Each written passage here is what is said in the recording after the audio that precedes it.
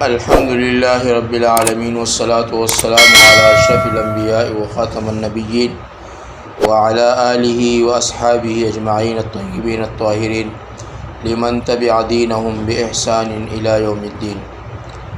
معزز سامعین اکرام، آج کا بیان کا عنوان ہے دو انصاری بچوں کا ابو جہل کو قتل کرنا۔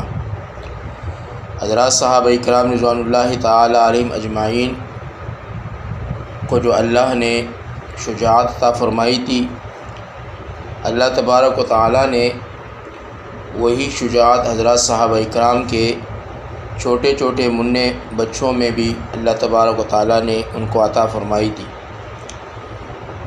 واقعہ کو شروع کرنے سے پہلے میں آپ کو بتاتا چلوں کہ اگر آپ نے ہمارے یوٹیوب چینل کو سبسکرائب نہیں کیا تو سب سے پہلے ہمارے یوٹیوب چینل پر جا کر اس کو سبسکرائب کریں اور بیل آئیکن کے بٹن کو دبا کر پریس کریں تاکہ ہماری نئی آنے والی ویڈیو آپ کو سب سے پہلے مل سکے۔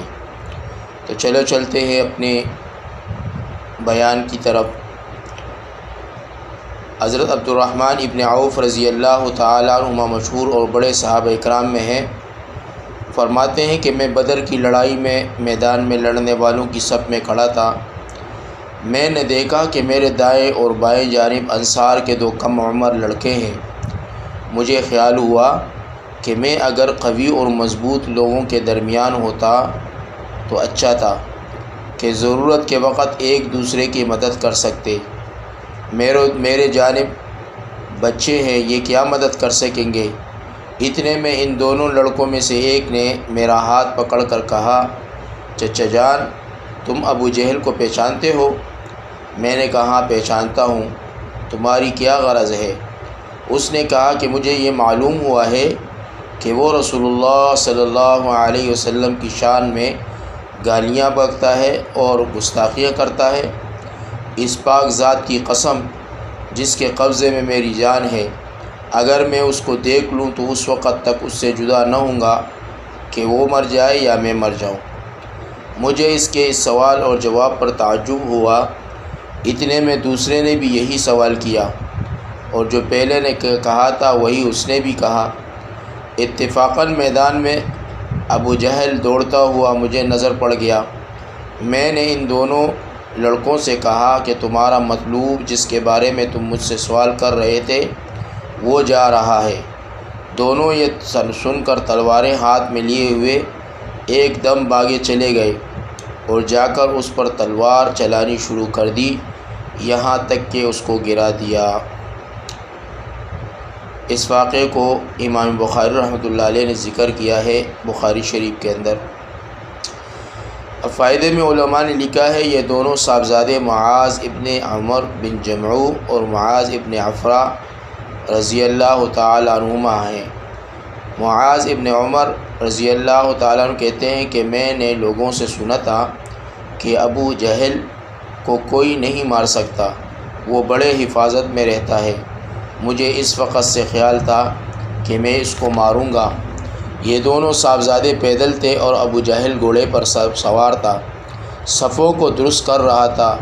جس وقت عبد الرحمن ابن عوف رضی اللہ تعالیٰ عنہ نے دیکھا اور یہ دونوں دوڑے تو گھوڑے سوار پر براہ راست حملہ مشکل تھا، اس لیے ایک نے گھوڑے پر حملہ کیا اور دوسرے نے ابو جہل کی ٹانگ پر حملہ کیا، جس سے گھوڑا بھی گرا اور ابو جہل بھی گرا اور اٹھ نہ سکا۔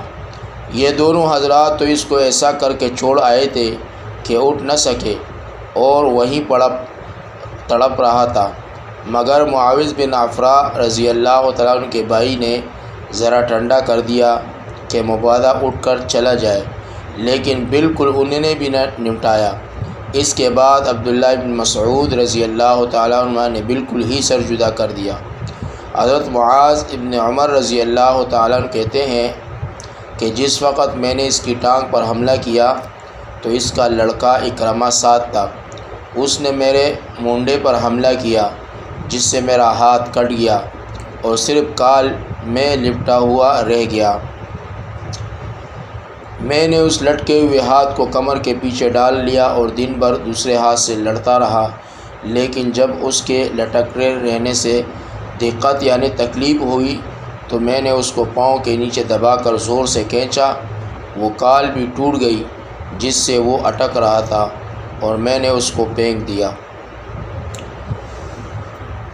تو معزز سامعین اکرام حضرات، صحابہ اکرام رضوان اللہ تعالی علیہم اجمعین کو اللہ تبارک و تعالی نے جو شجاعت عطا فرمائی تھی، دلیری عطا فرمائی تھی، وہ اسلام کی خاطر۔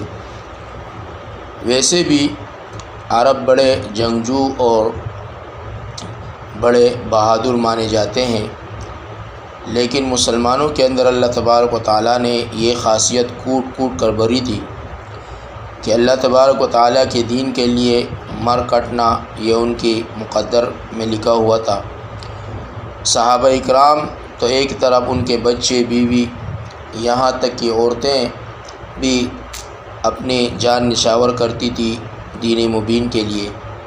اللہ تبارک و تعالیٰ صحابہ اکرام والا جذبہ ہمیں اور آپ کو عطا فرمائے، اور اللہ تبارک و تعالیٰ دین متین اور دین مبین کے لیے ہمیں اپنی قربانیاں پیش کرنے کی توفیق عطا فرمائے۔